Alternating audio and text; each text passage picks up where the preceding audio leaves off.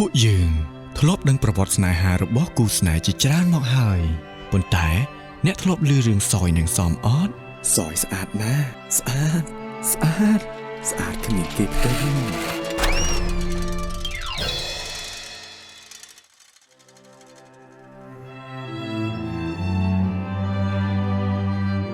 សយក៏ស្រឡាញ់សមតាំងពីពេលនោះមក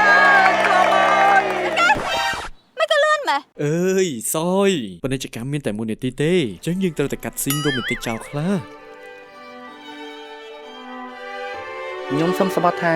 ស្រឡាញ់តែសយតែម្នាក់គត់បើក៏ហ่ะសូមឲ្យផែនដីនេះរលាយស្រឡាញ់តែពីអ្នកសោះវាមិនសម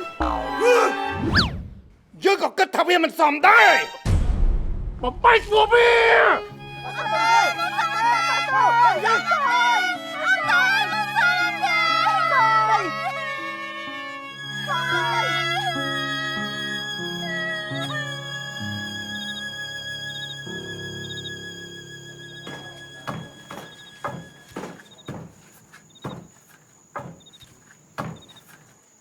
លោកម្ចាស់យប់នេះអ្នកនាងខ្វាក់ប៉ាមកអមបកជាមួយលោកម្ចាស់ទេ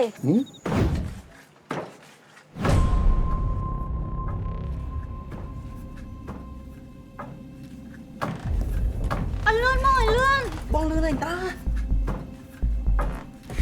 ហ៎ពួកឯងធ្វើអីហ្នឹងពួកខ្ញុំលេងដើមបោកតា ហើយឯណាអំបុកអត់បានក៏ហក់ទេ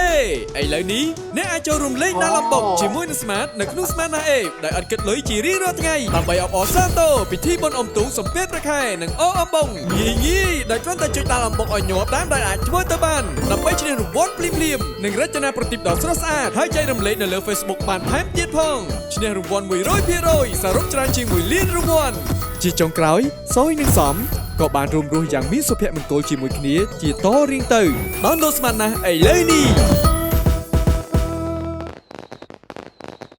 Smart ជីវិតរស់រវើក